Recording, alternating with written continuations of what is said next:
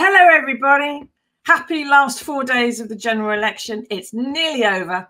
Welcome to the news agenda with me, Fleet Street Fox. Now, today, as you can see already, we are being joined by someone very special, the leader of an insurgent political force, a rebel voice setting the tone of the national debate, and someone who, I swear I am not making this up, could personally put Rishi Sunak in the bin on Thursday. Ladies and gentlemen, it's Count Binface.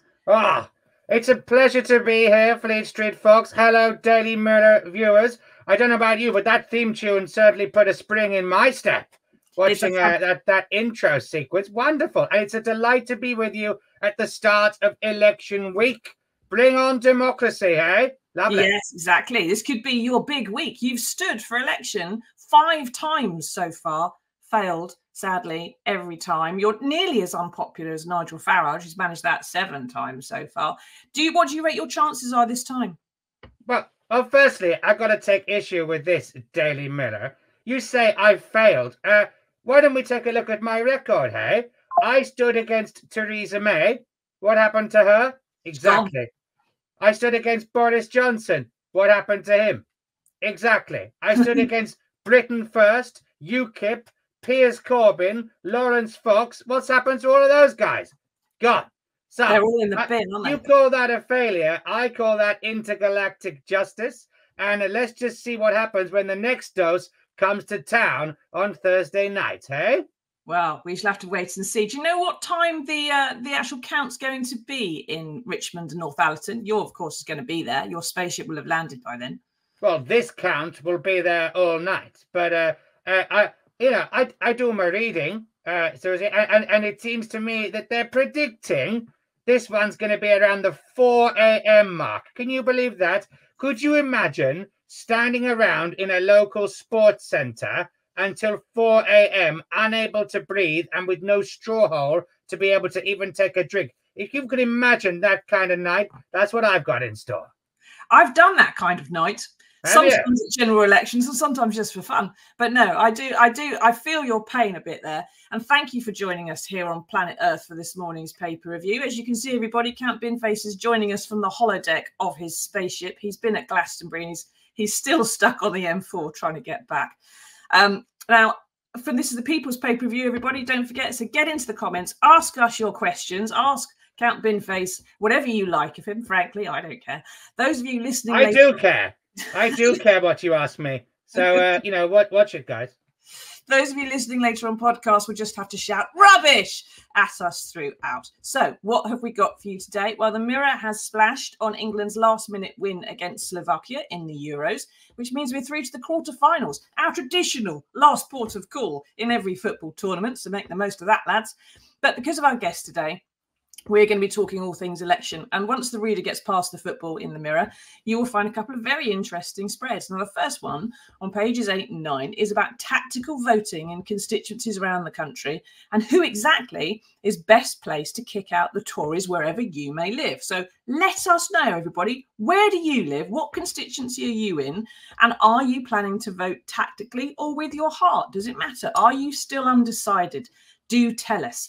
Now, Binface, you're standing in Rishi Sunak's constituency this time round, Richmond and Northallerton, the 5th time, as I said, and you think your chances are pretty good. Nuts and Bolts says it has to be Binface or none of the above. I believe that's not an option on the ballot paper.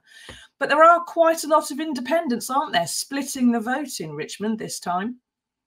Well, yes, and we can get into this issue of splitting the vote. Firstly, just to say about the football, there is a political angle to that because has Earth journalists, have you not seen that Gareth Southgate is very cleverly Keir Starmering himself to the final, in that England are trying to play a kind of dull game that the least amount of chances conceded as possible and winkle their way past Slovakia, past Switzerland. It could be another final. You heard it here first. But let's move on to Richmond and Northallerton. What a place to be. People say that independent candidates are splitting the vote. Now, I know I'm talking to the Daily Mirror here, guys, but the Labour Party does not have a divine right to every non-Rishi vote. It's called democracy, and if someone wants to stand, they have a right to stand. if Labour wants to unseat Rishi Sunak, which of course they do, they will need to score more votes than Rishi Sunak. It's as simple as that. But an independent candidate or a small party candidate like me has every right to stand as well. If not, you're anti-democratic. Of course you do. You have every right. And Upbeat He-Man says, I hope the count bins and then compacts Sunak in this election. Compact him? What, even more? He's been fairly squidged already, hasn't he? Have you been out on the doorstep? What's the mood on the mean streets of North Yorkshire? But I don't call them mean. They're lovely. Have you not been? Northallerton High Street is a wonderful area which only needs one improvement, which I put in my manifesto because I am a cynical politician and I like to shove a few local policies in. And there's 2 level crossings at either side. Yeah, you can see it there. And I would install a simple space bridge there, 0.7, to bypass both level crossings and improve the traffic flow. But apart from that, it's a wonderful area. The countryside's fantastic, Fleet Street, Fox. You'd love it. Although I think I have been getting a lot of emails from people who like shooting up in the constituency. So you might have to be careful as a fox. Yeah, but kind of place. It is. They're worryingly inclined to wear red jackets up there. It's not my favourite spot, but they do have lovely moors, and you can run away from them. So, but they wear red jackets at Butlins too. So you know, there's all kinds of places you should watch out for that. There's lots of places I avoid. I definitely avoid Butlins. What do you think, everybody? Do you think that Count Binface has got much chance? In all seriousness, do you think that there's a good chance that he's got of actually managing to make a big dent there? He has managed to win, you know, what, 24,000 odd votes, wasn't it, in one of the mayoral elections? Excuse me, in both of my mayoral elections, and this is where journalists, again, seem to have failed to pick up on this, that in 2021, I ran to be mayor of the Earth capital, and under an alternative vote system, I got 24,000 votes, right? Then they changed the system to first past the post, specifically to try and undermine candidates like me. How many did I get? 24,000 votes. So what that says to you and to me, guys, is that there is a steady constituency of Binface alien supporters in London. 24,000. You could pretty much fill Selhurst Park with that many. It's a decent starting point. Yeah, Richard says Count Binface has taken the lid off this stink with his revealing manifesto. Not quite sure what a space bridge is, but you know, I'm sure Count Binface knows. But as you say, you've got all these supporters in London. So why did you choose to stand in North Yorkshire? Is this an act of public service on your part? Well, firstly, you know, I don't let these questions just go unanswered. You just throw it. What's a space bridge? I'll tell you. I'll tell you what a space bridge is. All you have to do, watch Transformers Season 1, Episode 4. The Decepticons whip one up in no time. Lickety-split. And their one goes from Earth across the Omniverse. I'm just trying to bypass the old level crossings. Easy peasy. But as for Richmond and Northallerton, well, look, I mean, I'm an intergalactic space warrior, and the cliche is true. Take me to your leader. So I go where the action is, right? So Maidenhead 2017, Mrs. May, lovely. 2019, Boris, not so lovely. But, you know, I went there. And now again, a third sitting, is he sitting? Is he standing? Hard to tell. Tory Prime Minister, that I am going to be there at his defenestration. It's a hat trick. I can't wait. Oh, it's going to be fantastic, isn't it? 4 a.m, everybody. We have to stay up for that one. Are you going to stay up all night for elections this time round? I haven't stayed up since 1997, and then it was because I was being paid to do it. Not being paid to do it this time, but I might just do it for the hell of it. I don't know if at this advanced age I'm going to be able to manage it. I bet you are. I bet you are. This is going to be the mother of all Portillo moments. Yes. Now, Upbeat He-Man says, oh, so the space bridge is Energon based. The alien has all the answers. Binface for Energon. So sorry. That's all right. Binface for MP and then PM. So let's try and actually, we've got a party leader on this show. You're not the first, by the way.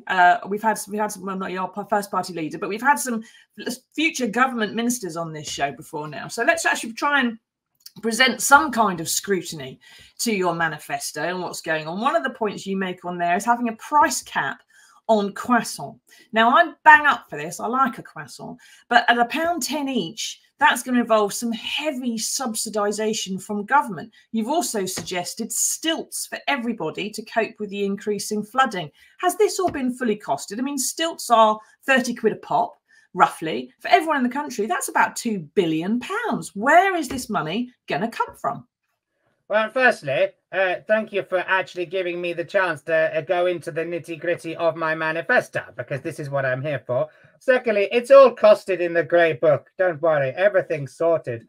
And I promise not to increase personal taxes on anyone in the UK. Don't worry, unless, of course, you are a super millionaire or perhaps an owner of a newspaper group, in which case I might just come for you. But no, the stilts, I mean, come on. You can knock up a stilt in no time. I'm not buying this £30 a pop. Who the hell do you think you are, Michelle Mone? I know what you're doing. You're touting for the business. Well, no. I can make things on a state-sponsored basis better than that. As for the croissants, well, firstly, Tim Harford from the BBC's More or Less programme did a detailed analysis of my croissant policy just last week. I urge you all to listen. He said, and I quote, that I am invoking the power of Nobel laureate Thomas Schelling. Of course I am. And what I'm doing is that by even mentioning £1.10, I have shamed, and a professor from UEA literally said this, at least 3 major supermarkets into already bringing their prices down to £1.10. So I'm bringing home the bacon, figuratively, before I've even been elected. Can any other politician claim that? I think not. Furthermore, I do my research. People are going to go, I know he's an insane alien with a bin on his head, but at least he does his research. And I went on the Bank of England calculator and had a little look at what a croissant should cost. In 2003, you will know, a croissant cost, you know, in your average supermarket, 50 pence. Lovely. What should that be according to base rate inflation in 2024? 89 pence. They're screwing you guys, and I'm coming for them. I'm on your side. It's just fantastic. I'm sold. That's it. I'm still thinking that the £1.10 is a bit much. It should be 89p. But I'm realistic. You gotta allow a little bit of wiggle room, right? After the cluster trust and everything that's happened with inflation. So I'm realistic. I've costed it out. We can't just have your insane 89p madness. That would be lunacy. That would involve some heavy subsidisation. But I like the fact that you've already had a big impact on at least 3 supermarket chains by embarrassing them, just by mentioning this. I mean, we have had in the news recently that Keir Starmer's actually managed to put prices up of private schooling because he's been talking about his planned tax cuts. So he's had the opposite effect and you've had the positive one, which is all to the good. Mike says, I will definitely be staying up to the wee small hours on Thursday. Will you do it with a bin on your head or not, Mike? I think we all probably should. Now, we've got to say... Can I say, just from experience, I probably wouldn't if I were you. It might not be wise. Now, it's good that just like Keir Starmer up on the screen, because one of his policies this year has been to lower the voting age to 16. That's one of yours, isn't it, Binface? Well, I mean, the first thing, guys, we just heard the phrase one of Keir Starmer's policies. Well, that's blown my mind for starters, because I'm finding it pretty hard to read even in 134 pages. But yeah, you know, he's talking about lowering the voting age. And as you say, I was there way before him, but I went one step further because I would bring down the voting age to 16 and I would also cap it at 80. Why would you cap it at 80? Do you think the Joe Bidens of this world are no longer capable of expressing a democratic opinion? Yes. Okay, my dad's probably got something to say to you, but my mum would agree, I should think. So, right, what do you think, everybody? How do you feel about capping the voting age at 80? Are there any 80-year-olds out there who've got a bit of an issue with that? Are there any croissant haters? Are there any croissant producers who say that it needs to be more than £1.10? Get into the comments and let us know. Now, I'll be honest with you, an 80-year-old croissant hater is probably not in my bit of the Venn diagram, but that's okay. I can live with it. No, I think that person's voting for reform. I think you've lost them. They've gone the other way. Now, you also talk about bringing back CFAX in your manifesto. Have you run this one past Elon Musk? I assume you're from the same galaxy. No, I'm terribly sorry. Mr. Musk is one of yours. The more you can keep him on your planet, the better. In fact, I would charge him $1 billion every single time he wants to go up into space, because that's my place. So he can, stay down on Earth, if you ask me. Now, why would I? My whole point of CFAX is a state-sponsored competitor to Elon Musk, and it would CFAX. If anyone doesn't know, of course you know, but it was this wonderful, blocky, colorful news service. It was factual. It was impartial. It was multicolored. It had quizzes. It had travel. It had all sorts. It was unhackable. It was untrollable. You couldn't leave your comments, which I think we all agree are unnecessary anyway. You know what I'm talking about. And it was fantastic. So the amazing thing is, I've been doing my space travels across Europe. CFAX is still going, Fleet Street Fox. Did you know that? Is it still going? Is it still? You can still get it. You can still get it. And some wonderful Brits have even recreated CFAX on YouTube. So it's already happening. All you need to do is get the BBC to shove it on one of their digital channels. Bob's your uncle, and it can have that lovely lilting music like it used to have, and it'll make everyone feel better. Yeah. What's the problem?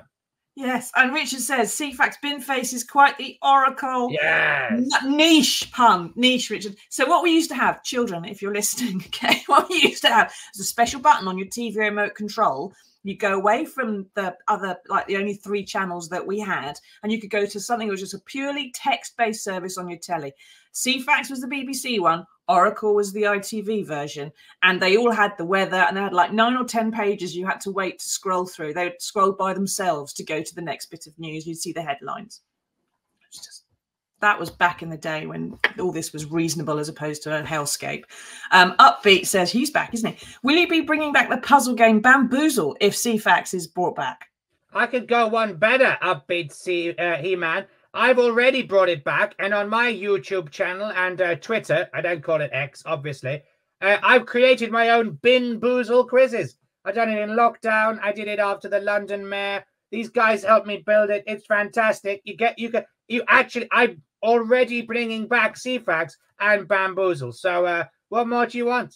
Oh, it's fantastic. Well, I would just point out, every time I see Count Binface on Twitter or anywhere else, I tend to think of him as a long-lost cousin because of the similarities with my own surname.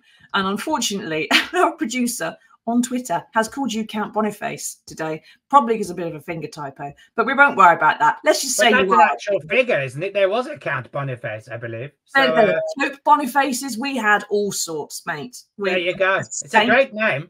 It's a fantastic name. It means someone who has good luck. And if only you were Count Boniface, you might win. Exactly. That's probably the main reason why I don't. Yes, unfortunately. Now, we do have other candidates are available in the North Yorkshire, Northallerton and Richmond constituency. We have to show them for electoral law reasons. There we go. Yawn, yawn. Green Party, Liberal Democrats, Labour. There's the Workers' Party of Britain, Rishi Sunak down the bottom there. And Count Binface is there along with 5-6 other independents, including the monster raving loonies and someone from the Yorkshire Party. Well, they're not independent. So yeah, this is the thing. People call me an independent. I'm not an independent. I genuinely have officially a UK political party. So journalists call me an independent. I'm not. I've actually done the paperwork. I'm a party. And why I'm not being interviewed, not just on your esteemed show, but Question Time, Laura Koonsberg. Yeah. It's absolutely disgraceful, and I will be writing to Ofcom on the matter. You should have been in that 8-way leaders debate. Well, it looked like they were all standing in front of giant bins, so why not? Yeah, and I think if you got a milkshake tossed at you, who cares? It would just be fine. Just go in the bin, no bother. Well, I care. Well, yes, but and actually, on that note, if you want me to get, that's something I don't agree with because. Even we all know what we think. I mean, this is the Mirror. I think there's a consensus on Nigel, I would assume. But but don't throw things at the guy. I mean, it's better. Then it makes him look like he's winning the argument, which he isn't. So, you know, I just think, you know, avoiding that kind of shenanigan is a good thing. And I don't just say that because I don't want strawberry drink all over my bin. Boniface was the Count of Savoy from 1253 to 1263. He also built the first hospital in Kent in Maidstone.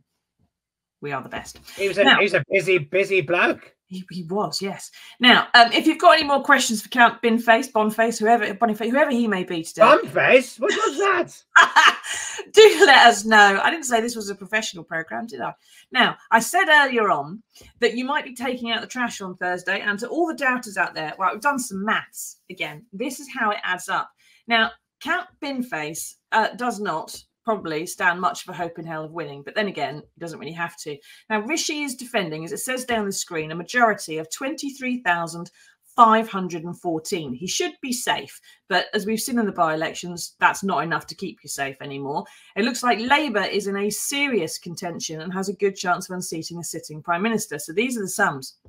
In 2019, there were 73,000 odd registered voters. The turnout was about 69.9%. If we assume the same on Thursday, then this time the predicted vote share, according to the Electoral Calculus website, is 34.9% Tory. That is 17,861 votes. And it's 33.4% Labour, very, very close on 17,093. That would leave the two parties just 768 votes apart. Now, the same polling shows other, in quote marks, parties who aren't Green or Reform or Lib Dems can poll between them 1.8% of the vote. Not very much, you might think, but that is 921 votes, 153 more than is needed to unseat Rishi Sunak. This is a vote, perhaps for Binface, would be to vote to humiliate a multi-millionaire helicopter addict. But never in history, never in British history before, has a sitting Prime Minister been unseated on the day of the general election. Binface, how do you feel about the possibility of making history just by perhaps splitting the vote? Well, yeah, I think you're suggesting by that statistic that I would contribute to keeping him in, not contribute to... it depends who those votes come from, doesn't it? If it's Rishi Sunak voters who go, do you know what? I've had enough. I want the space bridge, and vote Binface, then you're taking the votes away from Rishi and he's a bit closer. Of course, that's my point, is that anyone, I've seen a bit of this analysis. Oh, these are just, please stand down and let the Labour guy unseat Rishi. No, listen, if the Labour Party want to beat Rishi, they need to get more votes than Rishi.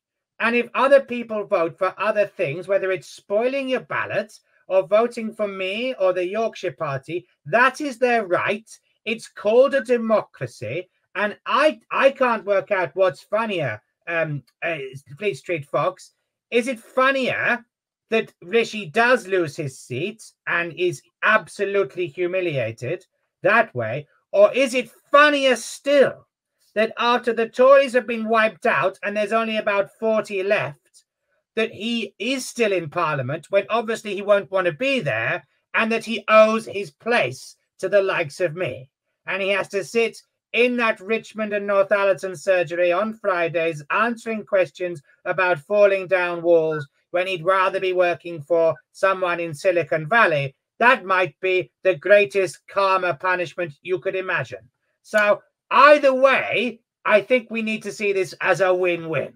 Yeah. So basically what you're saying is no matter how the vote goes on Thursday, you can either humiliate Rishi Sunak by making him the first Prime Minister in history to be unseated, yes, or you can humiliate him by sending him back to Parliament and enjoy all the shame and embarrassment. Yes, because of me. The idea that he would, that a former Prime Minister would owe his seat in Parliament to me makes me laugh quite a lot. Yes, that would be rather fantastic. Now, Mike says some smart voting could cause the removal of the first sitting Prime Minister in history.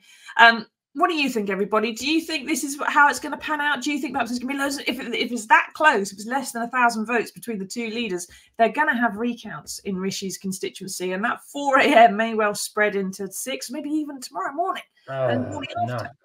Yeah, sorry, longer in the dustbin there. Cyrus says, Count Binface fighting against the Tories in his Tory-looking lounge. As we've said, Cyrus, it's a holodeck, I'm assured, but, you know... It's not my real living room, Cyrus.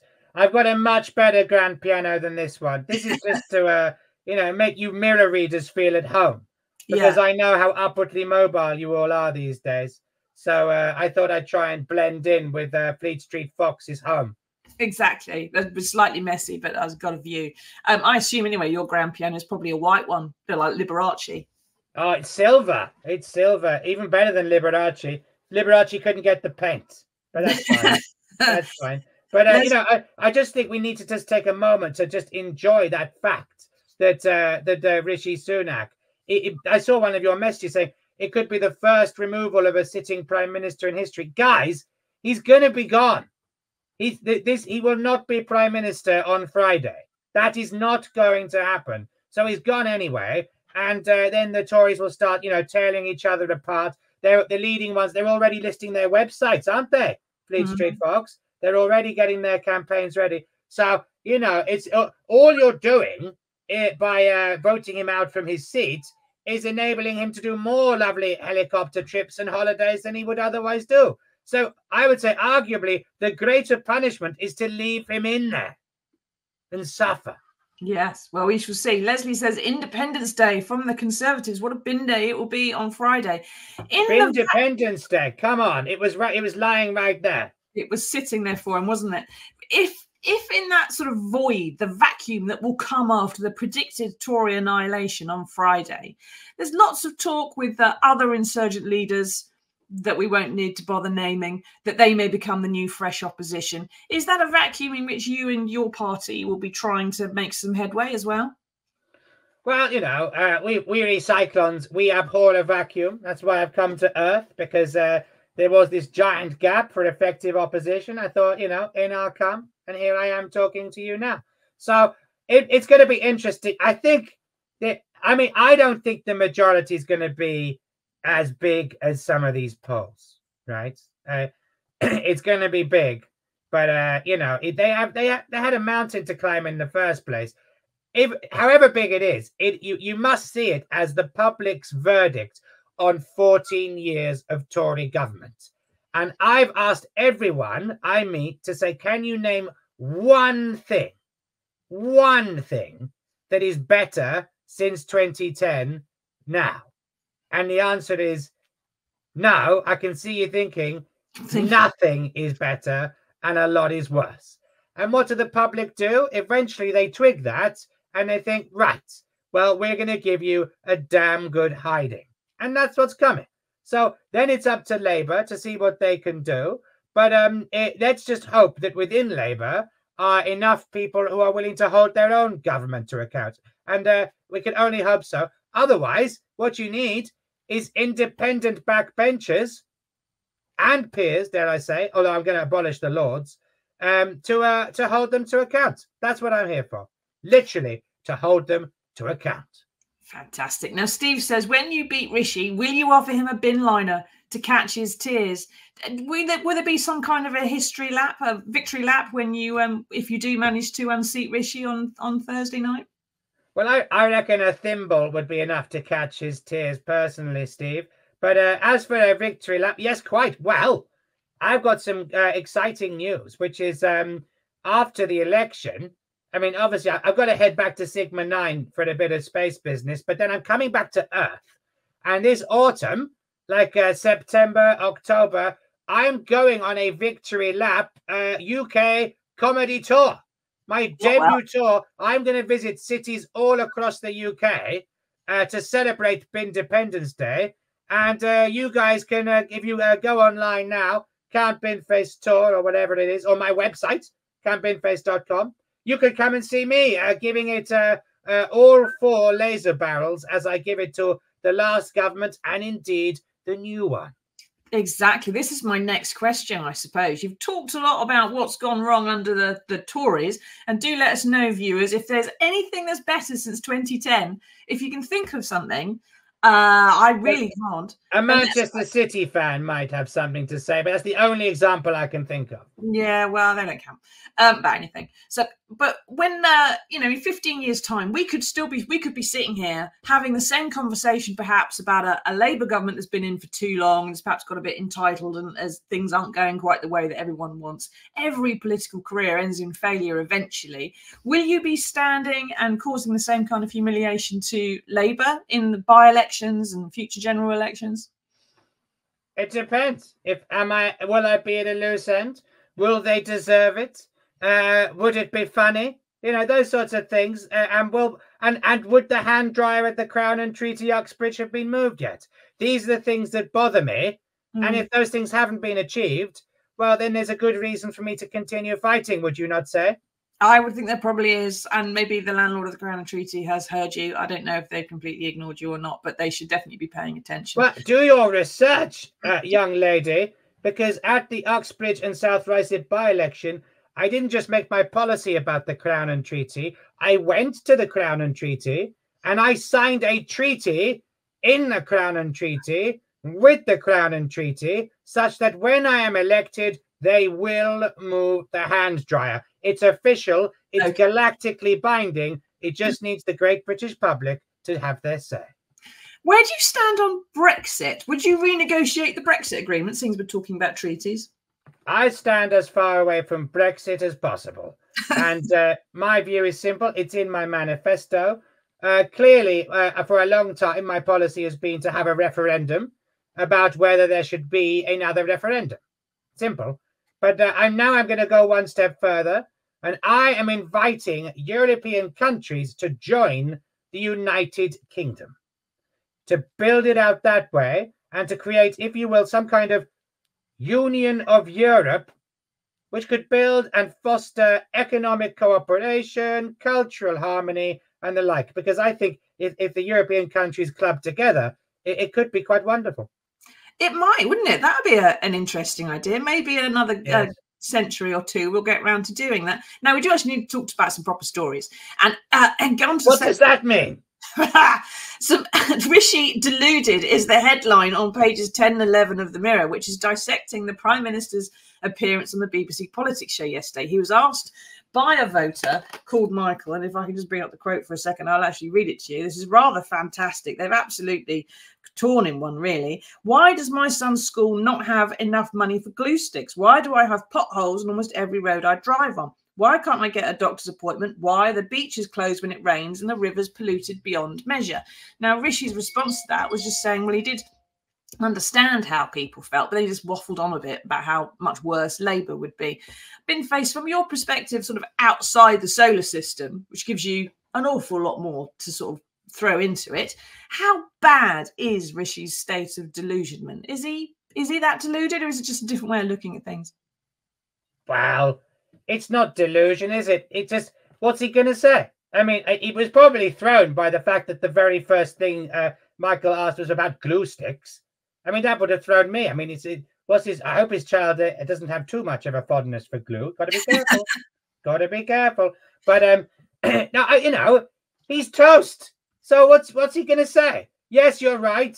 Oh, we've screwed up absolutely everything. You've had 5 prime ministers in the last sort of 6 or so years. It's been a complete disaster. Yes, you're right. The health system's deteriorated. The education system is appalling. The schools are falling down. The roads are falling apart. You can't get a train. The entire thing's gone to pot. He can't say that, really. But his eyes say that, don't they? So it's all about what they're not saying as well as what they are saying. I don't think he's deluded. In fact, the only thing I would say is he's not as stupid as people make out. And another thing you guys haven't gone too big on is the fact that, of course, Rishi, if I'm right, you tell me if I'm wrong, made quite a bit of money before the financial crisis, because he was sort of was he not a hedge fund manager? And he was sort of hedging against the British economy. Who's to say he's not hedging against the Conservative Party itself this time? And maybe he could become even richer as a result. It's just a theory. Just putting it out there. He swears he hasn't had a wager on the election. Have you had a wager, Binface, perhaps on yourself? Well, it's Sigma 9. The odds are very good. In fact, I can get good odds on that because I win every time. Otherwise, the house tends to win, right? Yes.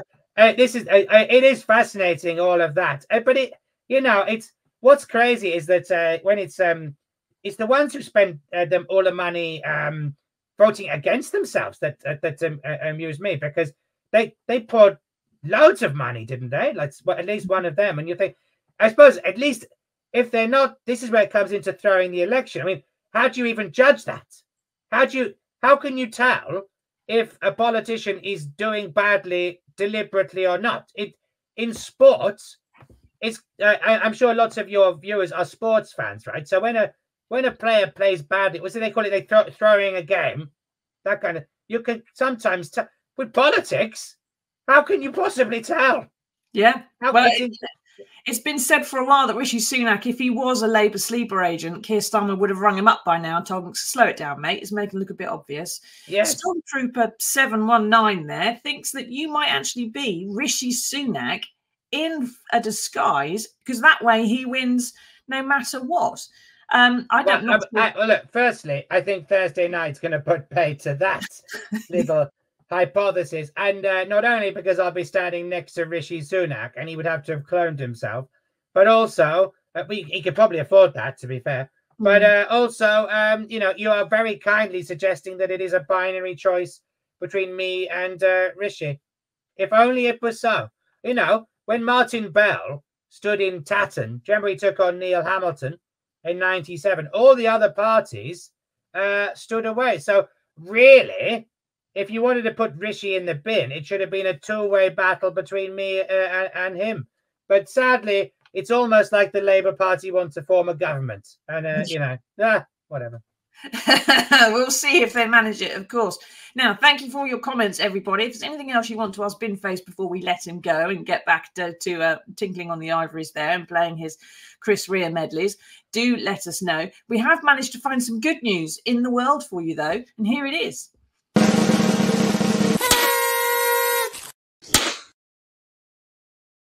Now, Binface has just listed the terrible state the country's in generally, how the government needs putting in the bin. But there is one bit of good news, which it seems like the buses are still working. Hooray! Andrew Cowell used the £2 fare cap, which sounds a bit socialist, but it does still exist, to visit 82 towns in a 1,000-mile trek that took him just 13 days. He managed to take in some beautiful spots. We've got Lincoln and the canal there. We've got Keswick in the lakes, Portsmouth on the south coast, and St Ives in Cornwall, among other tourist destinations. And it cost him only £365 in tickets and cheap B&Bs. Count Binface, is this proof that if a Tory government doesn't pay any attention to something, then it may probably end up being run quite well? Well, I mean, there's correlation and there's causation. I totally agree with your final statement there. But whether this bus holiday is proof, I'm not too sure. I mean, what's his name again? Andy, was it? Andrew Cowell, not related to Simon. Okay. But did you notice his job? He's a railway operator. So, of course, he knows all about the buses, guys, because he's sending you onto them the whole time. Yeah? So he had the inside track on this one.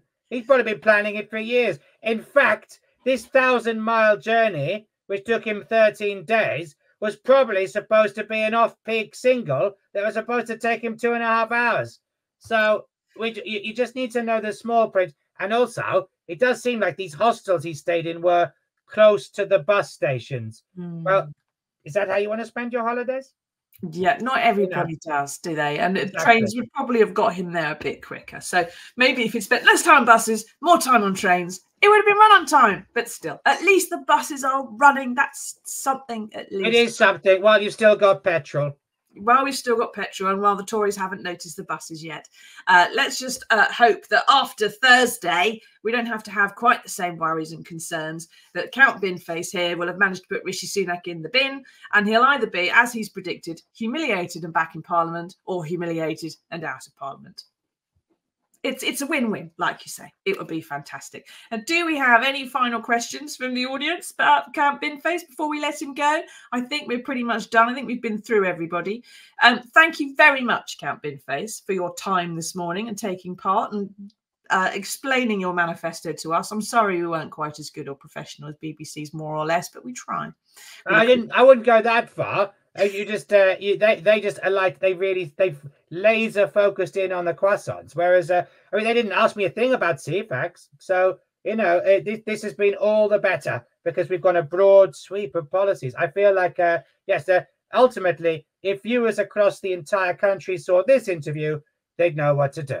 Exactly. This is more like Panorama, this. Then you were sadly not Arsenal as you should have been. Maybe next time round, another 5 years, they'll get on to getting you in front of Nick Robinson or on that stage behind the podiums. They'll look a bit like a dustbin. That would be good, wouldn't it? That would be great, you know, but I won't sweat, I promise. As I said to The Guardian at the weekend, don't sweat the small stuff, but also don't say that you can't sweat at all. Number one rule. That would be very odd. Anyone who says they can't sweat, generally, a bit of a wrong. Right, thank you very much, Count Binface. Thank you, everyone, for taking part. We will see you all again on Wednesday, I hope, for another edition of the News Agenda the day before the general election. Do come back for that. Until then, everybody, stay safe, take care, tatty bye.